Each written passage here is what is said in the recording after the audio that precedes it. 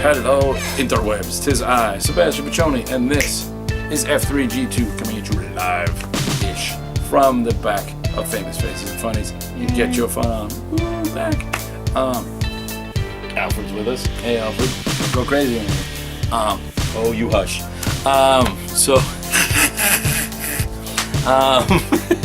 You may be watching us on the tube of you.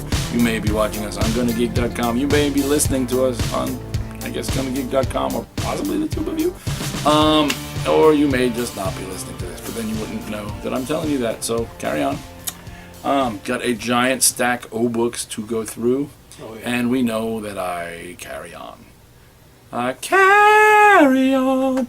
So let's just get it started. Let's get it started here. Amazing Spider-Man 1.4, Learning to Crawl. This series still is happening. You haven't cared for much of it. I haven't, and yet I keep paying for them because they're called Amazing Spider-Man, and I ordered them far enough in advance that now I don't feel like telling Rick you have to sit them on the shelves. Because he says he cut them down. Originally he was ordering the same 60 of these for the shelves. That's not counting the regular orders, but 60 of these were going on the shelf. But they weren't selling, so now it's down to 20.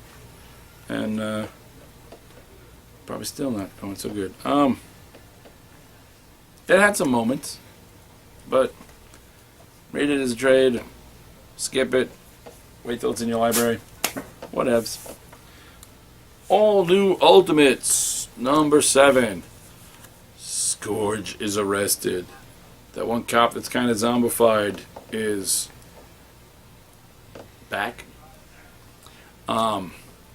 Ultimate Vermin is kind of a big furry Hulk. And That's a little scary. yeah, it's uncomfortable, I'll give you that. And then the art it's decent, but it lacks. Not a lot of it is dynamic. It's not done in the mighty Marvel manner, is what I'm saying. Nor is it especially Ultimate, but and then there was one scene, I don't remember where the heck it was, but like something happens and they just really don't show it. So whatever. It's okay. Last issue of All-Star Western, Jonah Hex, number 34. So good. So bittersweet.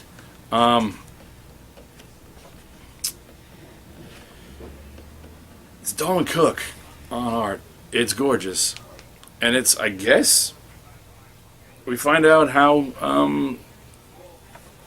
well, in the future, after his little jaunt with Booster Gold, Jonah Hex went to modern times, fell off a motorcycle, and they fixed his face because they assumed it was a motorcycle accident. So he looks like a person again. Comes back, finds out someone's impersonating him, but in the future he found that he was killed by I forget the name that was given as the man who killed him. Just kind of shot him. And his body was stuffed and mounted and has been on display with this, first with the traveling show, and then it ended up in some odd, almost like P.T. Barnum-esque museum. Damn. And he was upset with this. But here we find the resolution to how you can play with time to make that still happen without happening, especially if someone's impersonating you. Hey. So it's kind of a happy ending for Jonah Hex, which is great for Jonah Hex, but is also kind of weird because Palmieri Gray didn't just put this series to bed. I'm sure someone will undo it because that's what comics do.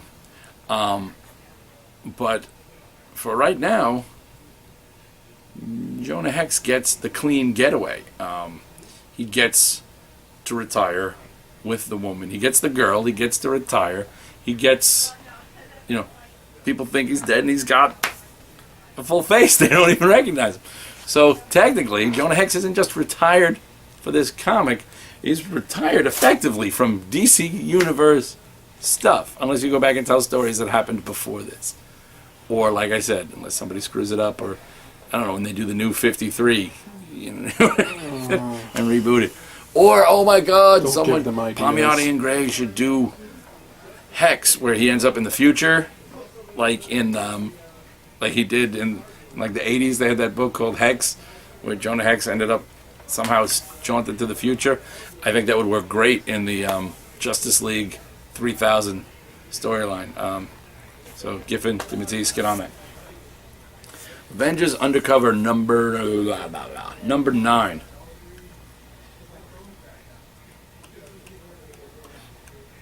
Baron Zemo's a smart motherfucker. I'm mad at... Helmet, or is it Zemo Senior? I don't know. I don't know damn Zemos that wear masks, bitch. Well, nobody tells me nothing.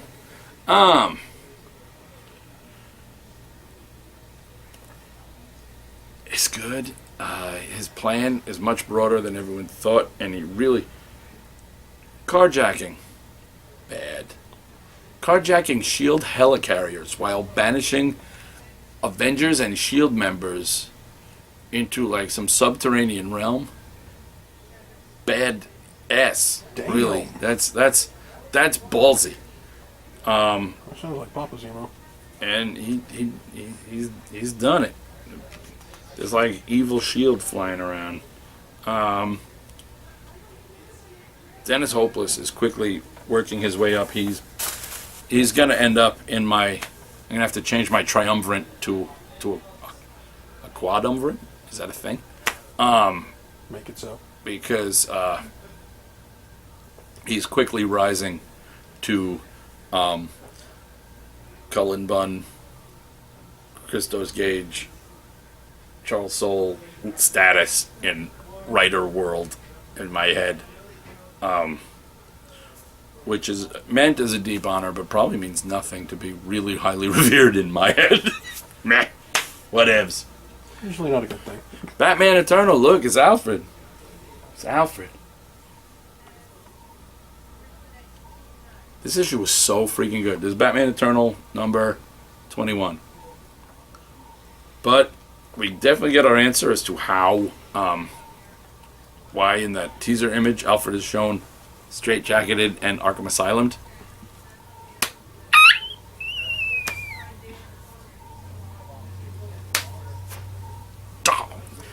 I'm not even going to do the 3, 2, 1 spoiler thing. You know, I already just spoiled the fuck out of All-Star Western, but I'm not even going to do that for this because this was so good. You need to read this for yourself and find out, wow, that was really so good. Oh my God, we get the reveal as to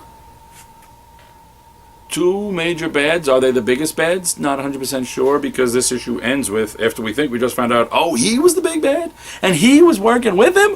What? And then it ends with, next, find out who Gotham really belongs to. Damn it.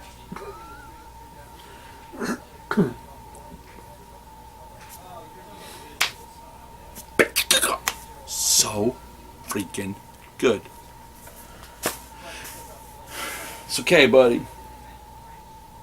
I hope it's okay. Don't look at me like that. Don't fall, man. Don't fall. I've seen you fall too many times. He's not dead. Don't worry. I mean, he might later, but he's not now. Probably Ghostbusters, number 19. Building to the end of what has been one of the greatest comic runs in the history of ever. Gozer and Tiamat fighting. Where? Times Square. Inside Ray Stance's head. Oh. Yeah. Everything you could possibly hope.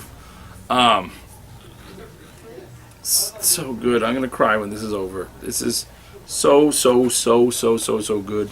Thankfully, this team is returning to do Ghostbusters TMNT crossover.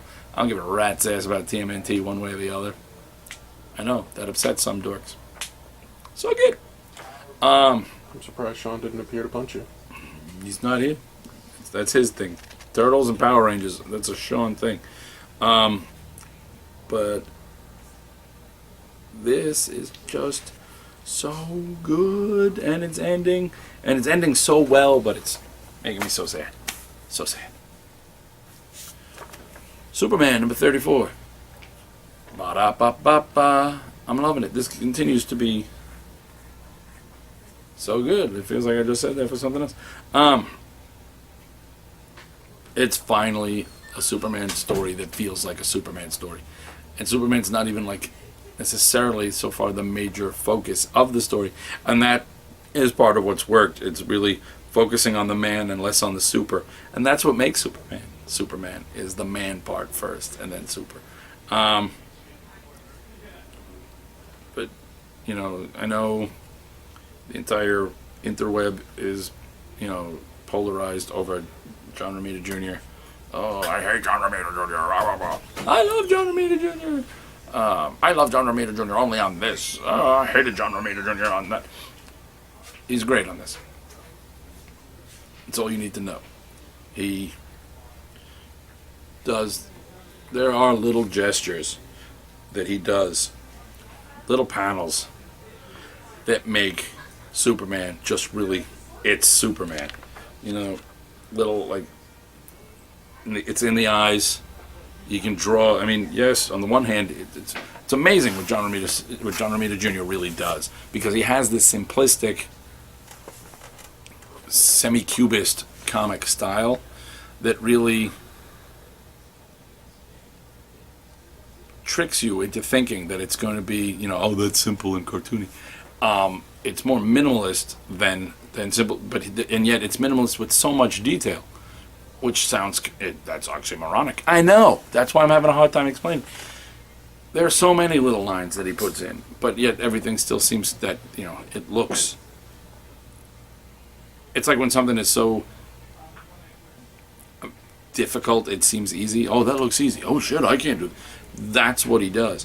And as a result, he's able to put in these, you know, seemingly simple little sketches. So there's like the eyes on these bottom two pages. You can see the concern in Superman's eyes on that panel, and then you can see the, all right, it's on now. You know, you can see just in the eyes. Oh yeah. You can see that, and that's Superman should have that subtle. That's perfect. Superman's eyes should work like Batman's mouth, because with the cowl, you just see the mouth. So you can see from Batman's mouth, depending on how far that scowl under the cowl is, you know, is he pissed? Is he thinking? Is he, you know, there's never a true smile. There's always just, and that, you know, that's the way Superman's eyes should work, where Superman's face should always be, you know, like a in control kind of whatever, but his eyes let you know everything, and it does. All New X-Men 31. This is the start of the crossover with the Ultimate Universe. So they're going to go to the Ultimate Universe, or the Ultimate Universe is coming to us, and by the end of it, Miles Morales meets Jean Grey of our world. And wasn't Galactus supposed to have eaten the Ultimate Universe by now? he didn't. They stopped him, but there's like almost nobody left. So that's what went there. Plus, now, thanks to that clip from the new cartoon, I can safely read Miles Morales in Donald Glover. Yeah, in Donald Glover's voice every damn time. So apparently he's now I can hear his music career ready to take off. You know, the ultimate Spider-Man, Childish Gambino. He could be the ultimate Childish Gambino. Guardians of the Galaxy. Nova. The real Nova. Richard Rider Nova. Where the hell is he? He went to the Cancerverse. He went there with Star-Lord, and they were going to hold Thanos in there while the Cancerverse kind of collapsed in on itself and make sure that Thanos died. They were going to go out with him. They were going to go out heroes. Thanos is back. Star-Lord's back. No Nova. Even Drax is back. Drax was in there. What happened to Nova? This is the first part Oh, that story. As Star-Lord tells it to Gamora, and let's just say it involves a cosmic cube, and things Yeah, fun times. don't go well. Letter 44. Ooh, boy. When you go and investigate a giant alien ship that you don't know what it's going to do, and then you realize it looks like a big gun. Then you get up to issue number 9, and the big gun turns on and blows up one of Jupiter's moons. Oops. That's when you're fooked. That's where our heroes are now. So damn good. So damn good. So damn good. Now, in an odd turn of events, Future's End number 17 was really good. Really? Yeah, this is my favorite issue of all of Future's End. Do tell. Well, first off, it focuses mainly on shit I give a crap about. And they kicked up the art like 11 notches with Zurcher, is it? Where's the page that Zurcher? I don't know. Patrick Zurcher, and you know, those hi-fi colors. Boom, baby. A lot of times on this, they've had artists where I can't always tell who the hell's who. It is really good. And there's trouble in the prison for all the Earth 2 guys. The Omacs are acting up. Constantine is in Africa. Superman gets his little mask smashed, and we find out that I was right! I was right, interwebs! He's really, spoiler that I already told you before I knew I was right, in 3, 2, 1. It's Billy. It's Billy Bats. He's all Shazamified. Alright, so yay for me. Plus, there's the return of a character who's been missing since the beginning of this. And, photo spoiler in 3, 2, 1. After we find out that Superman has been Captain Marvel all of this time, or Shazam all of this time, a bearded Henry Cavill looking Superman shows back up in Africa. What's he been up to? I don't know. But this picture has him, he bursts through the ground and brings up all this water into the desert. And then there seems to be a picture for next issue of John Constantine with a shovel and Superman pulling a plow across his newly irrigated desert. So, what's been going on, bingo? So, that's the thing. But that issue was really good. Hopefully this is a turnaround for this. And I mean, people have liked it, have been really liking it. I've just been like this. But this issue made me go, meh. So hopefully I stay out more on the meh than the kind of side. This is why I do video reviews. You can't spell meh in a written review. It would make a great back cover blurb. More meh than meh. I think that should be on the back of every book.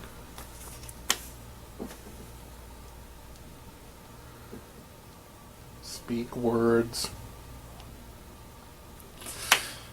Charles Soule lives up to his last name as he reaps souls left and right. Kill him up is in this book.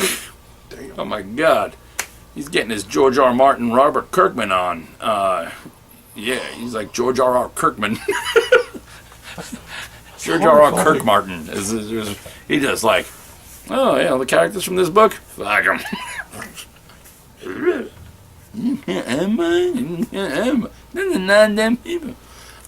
And this, of all the books I've read so far, this book is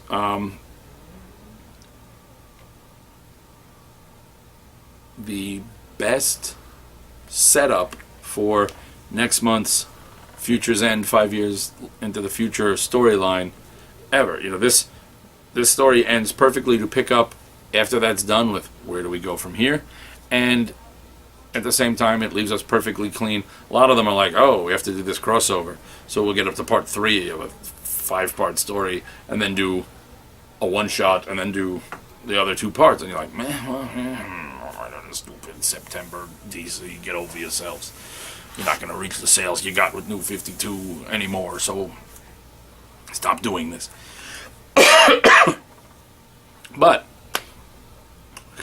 this was really freaking good. It touched me. And not like, in that bad way that Uncle Earl does after he's been drinking, but in that it gets right into you. So I got problems. But it gets you right in the heartstrings there on multiple levels. And you really see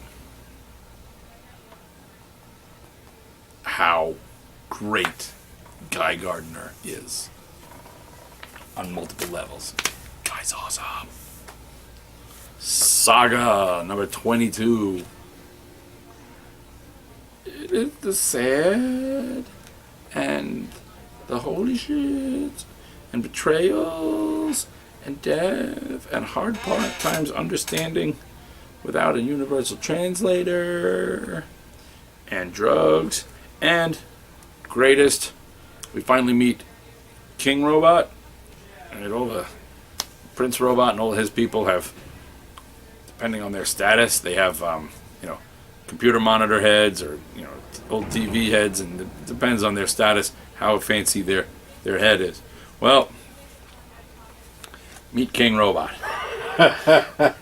This giant, flat screen. ridiculous, wide, flat screen, probably HD, just even showing like the waterfall like they always 4K do at the store, probably. where they show you. It's like he's like a little IMAX, and Prince Robot has become one of my favorite storylines. Who knew? Sinestro. Oh my God. Cullen Bunn. This is Sinestro number 5.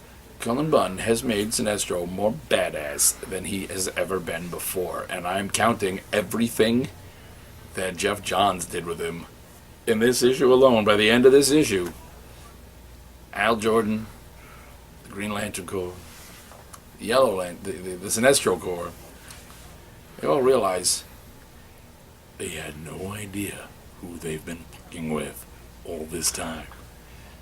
Fear and change. That is Sinestro. You want to talk control? Come here, Parallax. Come here, Parallax. Good boy. Good boy. Oh, who's a good Parallax? Destroy! That's the level of control I've got. Roll over, Parallax. Roll over. Oh, yes, you're a good Parallax. You want to eat Hal Jordan? Yeah, you want to eat Hal Jordan. No, watch. I can set Hal Jordan on Parallax's nose, and Parallax can be like, but he won't eat until I say, okay. That's the level of control Sinestro has mastered. You see this? No, that's not what happens. Oh, Sinestro's on top. 6th gun. Cullen Bunn. What? A twofer? My lucky week.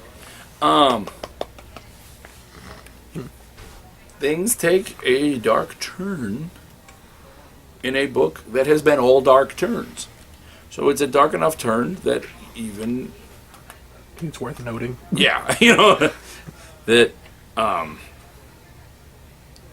sometimes the only way to destroy the 6 is to first watch the world die.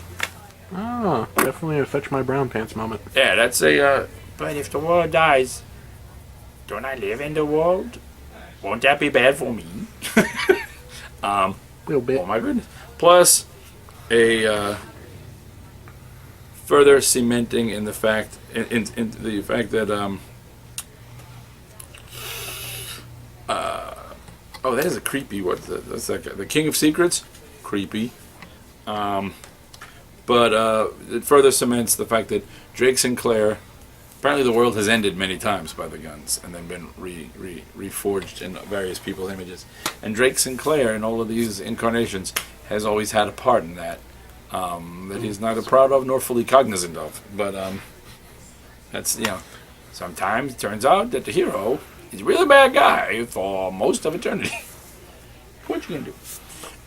The trigger of doom. G.I. Zombie number 2. All right. or Star Spangled War Story, starring G.I. Zombie #2. Basically, All-Star Western is dead. Long live Star Spangled War Stories. This G.I. Zombie guy. Well, the covers keep they keep tricking you. Like the covers keep showing him like military, which he has done, but within this, he's really more like James Bond of the Walking Dead. James Bond of the Living Dead. Your name is Bond.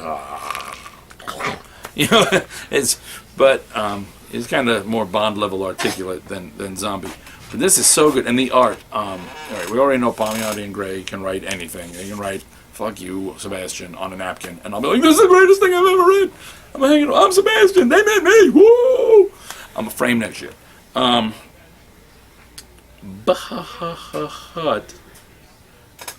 the art in here is Scott Hampton.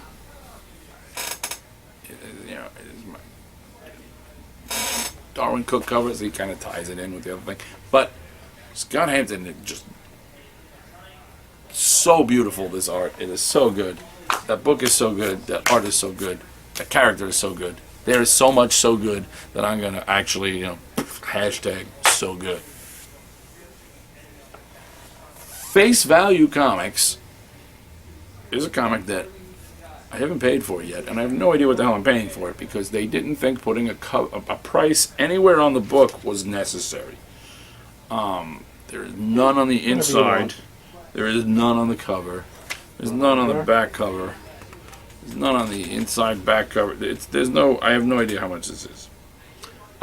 It's a good cause. It's really, even within its story, it's comics for anti-bullying, which is good. However, over it. The comic wasn't. So it was alright, I guess. But Alien Legion, Uncivil War, #3. I love this guy. Here's your review. It's Alien Legion by Dixon and Stroman. So, and Potts. It's the whole crew from ye old days. I've told you this before.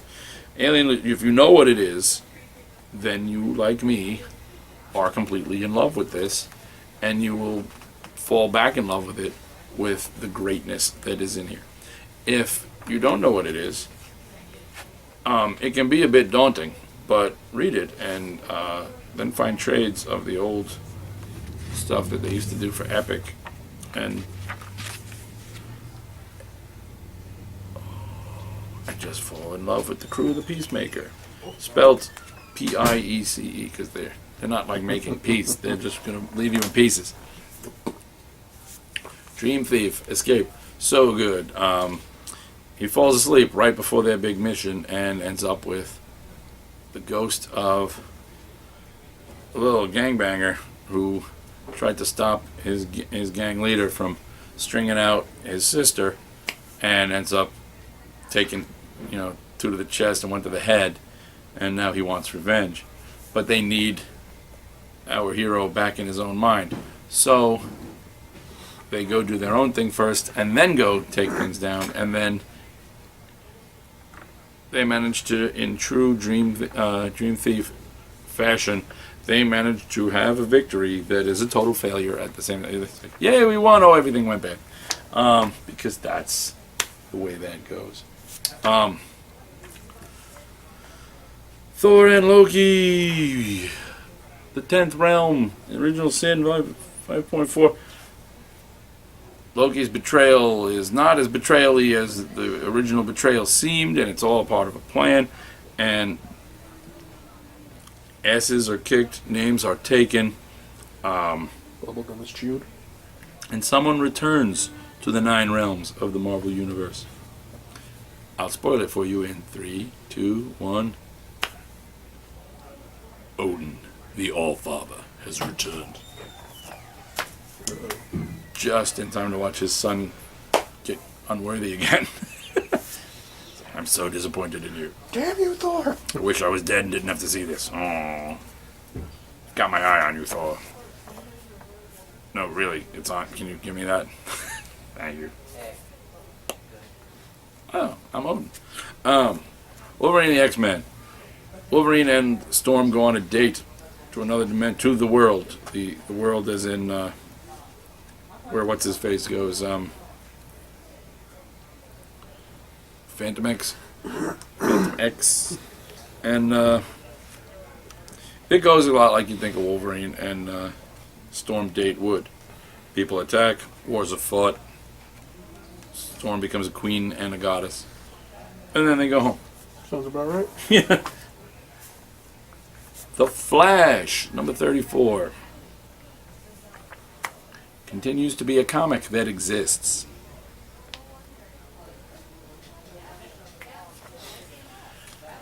I really want to find something to like about The Flash, and so far, what I like about The Flash are the rogues, especially when they had their own book, and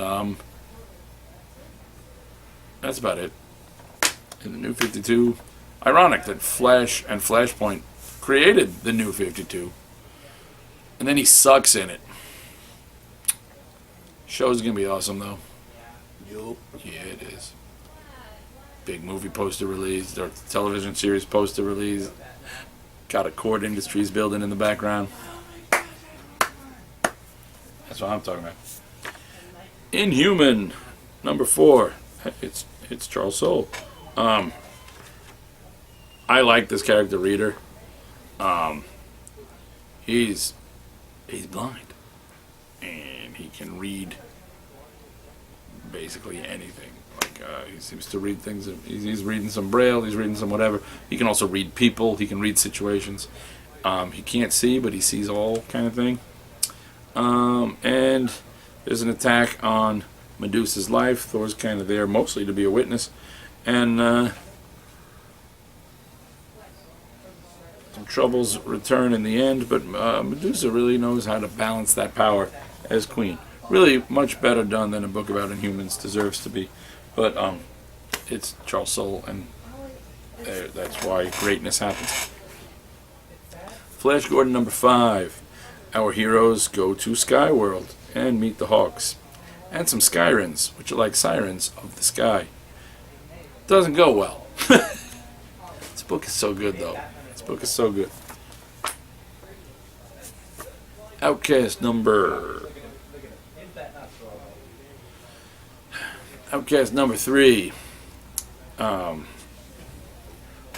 This book continues to be... It's Kirkman doing what Kirkman does best. Killing Just off everyone. No, not yet. He's not killing off everyone, but some people get possessed, so some people are already dead. He does kill off some people in the beginning. Things get messy at this issue, but it's really well done, and the ideas behind it are really good. The art, very clean, very, and the colors add there's like a mood and a tone to the whole thing, and it's really good. I've been reading these for the reviews. I'm gonna get the trades, and the winner of the John Constantine lookalike contest shows up at the end. There you go. So there's that. He's actually a detective, and he's got stuff he's doing, but he showed up. And he was like, "Hi." Baseball costume. Yeah, I'm contest? cosplaying John Constantine, and I'm a detective. It's really what it was. Wayward, number 1, took me very much by surprise. Jim Zub's very hit or miss with me. The stuff that he writes really well is like amazing, and then the stuff that he misses is, and I wasn't sure what I thought of a Irish-Japanese girl going to live in Japan with her mom and finding a weird world of kind of supernatural. She's kind of like an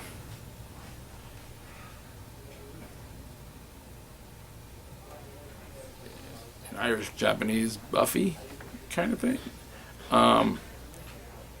But it was really, really good.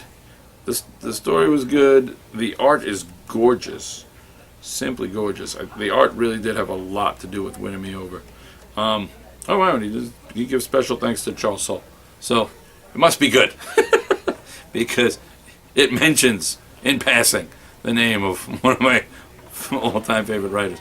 But the art on this is Steve Cummings and the gorgeous colors of John Rush and Jim Zub himself. Look at that. Look at you playing multiple roles in your comic. This is really, really good. And it's just a beautiful book. There's really nothing else to say beyond that. Check that out. That's going to be good. Bob's Burgers, #1 from Dynamite, is really, if you took the show, yanked it out of your television, and squashed it into flat print form, that would be this. I read every single line in the voices of these characters. It was really good. It was really good. I only watch that show sporadically, but apparently I only read the book once a month too. So the hell with it. It's pretty good. Low by Rick Remender is good. It's not a happy book, like at all. And I like it. The artwork, the colors. I don't know who does the colors. Is it all one? But all right, I guess Greg Ticini does all the art and the colors. The colors are great in this book because they manage to be both bright yet muddy at the same time, and it really gives that kind of mixed emotion, which seems to be perfect for this book, where there are those who hold out hope in a world that's just no hope. So, it's très bien. Fantastic Four. It's better than it has been, mostly because the parts with the Jim Hammond Human Torch and the Future Foundation kids is good. Everything involving the regular Fantastic Four is okay. I did like seeing Sandman.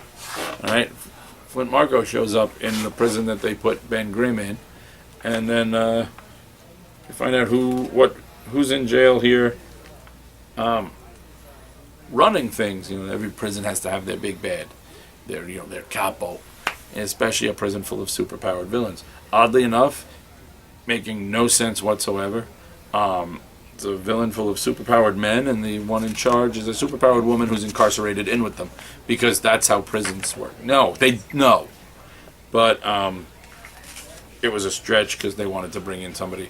And spoiler in 3, 2, 1. Sharon Ventura? I don't answer to that name anymore, Ben. Haven't in a long time. I'm She-Thing. Simple. And as of today, I own you. So his former girlfriend that got turned into the She-Thing is there. Savage Hulk is so good. Alan Davis's story with the X-Men, the old school X-Men, the like 70s Neil Adams era X-Men, meeting Hulk for the first time, and then it just expands on that story. So good. I'm going to get the trade, which has this whole story and that original story where they met for the first time. So that's pretty good. Check that out. Silver Surfer. I figured it out. Dan Slott has tricked the universe. Well played, Dan Slott, but I'm on to you. I see what you did. Dan Slott is a huge Doctor Who fan. He's a huge Doctor Who fan. Dan Slott has gotten himself to be writer on a Silver Surfer book that he has basically turned it into it's Doctor Who with the Silver Surfer.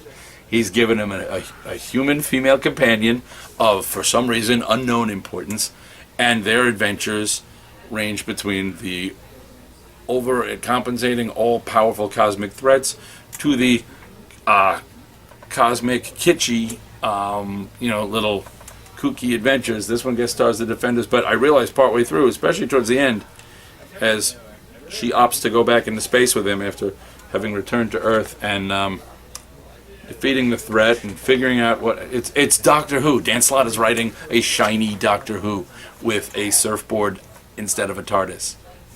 To me, my board. To me is the TARDIS. Mm-hmm. Even starts with a T. It's brilliant because I'm not necessarily what you call the biggest Doctor Who fan in the universe. My daughters are, but I myself, it's all right. I don't mind. But you don't have to be a Doctor Who fan to appreciate the formula that he has co-opted here. It's really well done and well played. Good on you. Good on you, Dan Slott. For hey, can I write Doctor Who? No, I can't. I'm working for Marvel now. All right. How about if I write the Silver Surfer as Doctor? Well played, sir. Well played indeed. And it really works so well. He's just, for all I know, this isn't even, there wasn't even conscious on, Dan Slott is such a Doctor Who fan that I don't even know.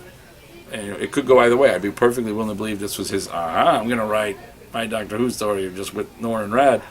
Or it could be that he had no idea, that he was, oh wow, oh yeah, I'm just writing that, this is how aliens work in my head. But either way, Perfect character to good do it on you, with. good on you. Secret Origins number 5. We get Cyborg, we get Red Hood, we get Mira. Cyborg, really good. Mira, good. Red Hood, all right. Marv Wolfman writes Cyborg and gives us a much happier version of the Cyborg origin from Justice League, because in Justice League, Cyborg and his father only just reunited after not speaking since the accident because Cyborg's been pissed at him. But according to this, according to Marv Wolfman, despite their differences, his father says, hang on son, I'm here, I'll never leave him. And then he says, and he never did. Not even when I wanted to give up. So apparently his father was nurturing and helping of him all the way through his cyborginess, which didn't happen. I don't know which origin to go with. I think Marv Wolfman just kind of wrote the original 52 origin, and they said, oh, okay, he's Marv Wolfman. We can't really tell him to change it. But it's happier, so I'll take it. Red Hood was not great. It was not good. It was okay. Scott Lobdell wrote it, so there you go. But he changed the most important little tiny detail of the Robin, of the Red Hood, of the Jason Todd origin. When Batman finds him, he's stealing drugs from Dr. Tompkins, personal friend of the Batman. But Jason was supposed to be so ballsy that Batman catches him stealing the tires off the Batmobile. That was his original origin. Scott Lobdell really likes to go in and, we're going to get to the core of it. No, we're just going to change the little unique, and he did it with Red Robin, and he does it with Red Hood again. So, whatever. It's an okay retelling, and plus, no, I refuse to believe that Talia al Ghul meets freshly resurrected out of the Lazarus pit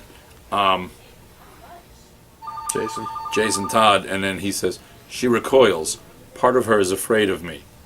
No. Talia al Ghul is not afraid of freshly resurrected Jason Todd. End of story. The Mira origin is good because she comes here all determined she's going to assassinate the king of Atlantis, and she's like, I will do it quick, and it'll be quick and how does she say it? Quick and clean. She says,